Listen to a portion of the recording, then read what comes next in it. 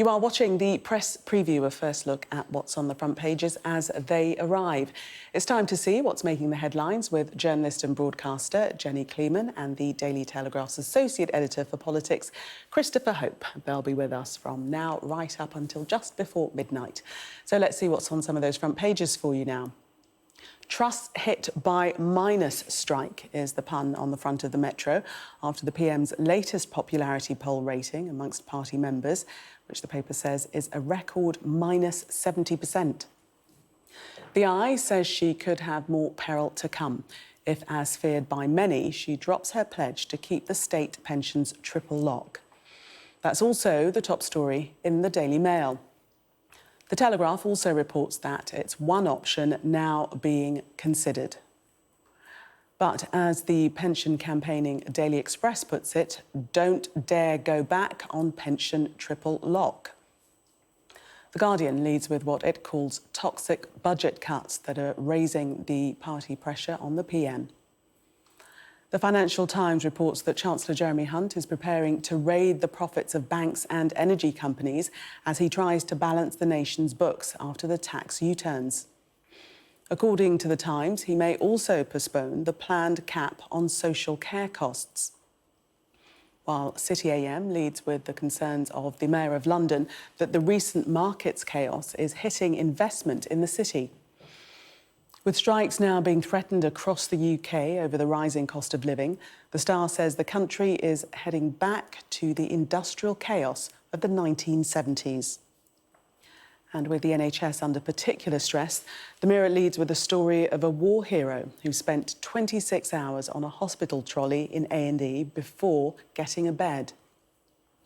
The Sun reports that rail strikes will hit Bonfire Night weekend with an appropriate play on words for its headline. And a reminder that by scanning the QR code you'll see on screen during the programme, you can check out the front pages of tomorrow's newspapers while you watch us.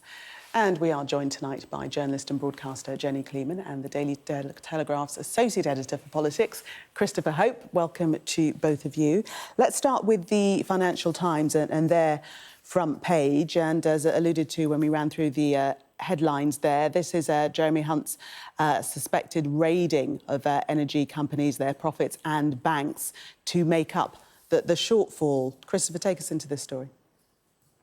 Well, frankly, what's the point of voting Tory anymore? Many people might be wondering here. With this report in the FT, Jeremy Hunt preparing there to raid the profits of banks and energy companies to fill this £40 billion fiscal hole. In many ways, the government's trying to out-Labour Labour. I mean, what we saw only yesterday, by the way, it feels like last week or the week before that, only yesterday the Chancellor junked and hollowed out all of these policy ideas that Kwasi Kwarteng brought out, and in fact formed the basics, the hub, the centre point of Liz Truss's campaign to be Tory leader back in August. And then we see him remove even the cut in income tax that Rishi Sunak was planning from 20p to 19p in April 2024. And now we hear today news of windfall raids on banks and energy companies, exactly what Liz Truss is against. I don't know quite what the strategy is. It could be that the Tory government is trying to be so like Labour, but Labour has nowhere to go. That might be a policy, maybe. I don't know, because I think a lot of Tories might be wondering about this. Yes, Jenny, and the Chancellor, we read, told a sombre meeting of cabinet ministers that they must exert tight control on spending as he tries to prove to the markets that he can bring the deficit under control. And that's what it's all about, isn't it? Really calming the markets.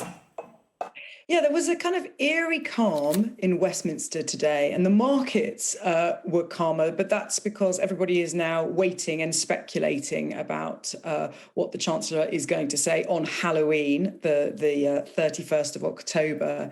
It was Jeremy Hunt's first meeting with the Cabinet as Chancellor, and Liz Truss's only third meeting of her entire Cabinet. Lots of other things mooted, nothing off the table. We know that the Armed Forces Minister, James Heappey, and the Defence Minister, Ben Wallace, have said they'll quit if the government goes back on its pledge to give 3% of GDP to defence. But we know the Chancellor has said there's going to be some eye-watering cuts. There is this £40 billion black hole in the finances that needs to be plugged. I mean, clearly, there needed to be a massive change of direction. That's what's happened. That's why we have this Prime Minister still in post, even though she has these terrible approval ratings. No one is yet wanting to say that they will step up and take her place. They're trying something completely different to see if it can save her. It probably won't be enough, but it may be enough to keep this government afloat until Halloween. And the eye, Christopher, concentrates on pensions, the U-turn on pensions, her potentially dropping her promise to increase pensions in line with inflation, the triple lock. Again, it's almost exhausting, the seesawing this government's doing between left and right. This is a further lurch, really, I would argue, to the left here, because these are pensioners who the Tories have promised to support for the past decade, really ever since David Cameron came into office in 2010. This pensions triple lock has been around or in force, and now to see this disappear, because Liz Truss was asked about this, why go after benefits rather than pensions when trying to cut spending? This was before the budget on the 23rd of September when it sent it all the wrong way. And they said then, the government said then, that pensioners are not often able to work to earn any more money. That's why pensioners need to have their guaranteed rise in their pensions more than other people who may be able to work. That was their argument. Let's not have that argument now, but that was the argument. And to see this now on the front page of the Eye, as Jeremy Hunt's saying, nothing's off the table, and that they could actually remove this triple lock, it's a further kick in the teeth for people who think they support the Tory party for Tory reasons. Yes, the front of the Daily Express, they say, don't dare go back on pension triple lock. Do you think the Prime Minister will consider not U-turning? Jenny? Yes, if you're asking... Well, I mean, she has to consider everything, because she's in a perilous state. I mean, for me, this makes me smile. The Daily Express, they know their readership, and the Daily Express is normally relentlessly positive when it comes to anything that the right wing of the Conservative Party say. But this it's not even a veiled threat. It's a threat. Don't dare go back on the pension triple lock. It's symbolically massive. The triple lock. It's not just about keeping people on fixed incomes in a safe position. It represents the Tories saying to the constituency of people who vote for them, by and large, that they're on their side. And a U-turn on these people is potentially incredibly dangerous. But, you know, it's electorally very risky, but it is necessary, and it's very difficult. It will be very difficult for the government to make any argument about putting benefits up and not putting public sector pay up, whilst maintaining this promise that was made in a completely different era. Let's just bring Christopher in there. What did you want to say, Christopher? Well, Jenny says it's necessary, and it's not necessary. I mean, as all of politics is choice, choices are made here and there. Some might say that pensioners deserve to have their triple lock. That's why the party won power in 2019. This is all, at the heart of this is a choice. Now, Liz Truss made somewhat, well, I mean, Tories might argue that what was announced on the 23rd of September was almost a Morecambe and Wise budget. It was all the right notes, but not necessarily in the right order, in the sense that there were good ideas there. They just presented them the wrong way in a rush and spooked the markets. Yeah, why pensioners? Now. I mean, it's a different financial situation now, and now we have to deal with the aftermath of this. You know, the economy is in a completely different place, and we cannot borrow to fill this black hole. Something has to give. No surprise in the Metro that the Prime Minister is charting very low in the popularity stakes. She's more unpopular than her predecessor, Boris Johnson, who scored 53% the day he resigned, -53, and she's scoring -70. Christopher? Well, quite. I mean, you know, I think the Tories might hope that this has been a long episode of Dallas. And like Bobby Ewing, they might wake up in the shower and it's been a dream, because it's been a complete nightmare, really, I think, ever since the Tories stupidly, I think, got rid of Boris Johnson. I mean, they could have dealt with the issue there and tried to work his problems out. Instead, he lost the confidence of his party and then the country, and now he's somewhere else in the world, taking it easy, watching the chaos. I mean, for me, at the heart of this is it was anti-democratic to change a prime minister midway through a parliament without an election. And the Tory party is now reaping what they've sowed with these appalling marks here for Liz Truss. She's a 6 out of 10 speaker without any policies. It's a disaster. Christopher and Jenny, thank you very much for the moment. We're going to take a break. Coming up, The Mirror has the story of a war hero's 26-hour wait on an A&E trolley. More on that when we come back.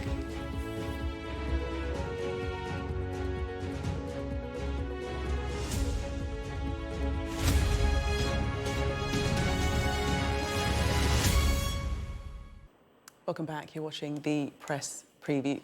Still with me, journalist and broadcaster Jenny Kleeman, and the Daily Telegraph's associate editor for politics, Christopher Hope.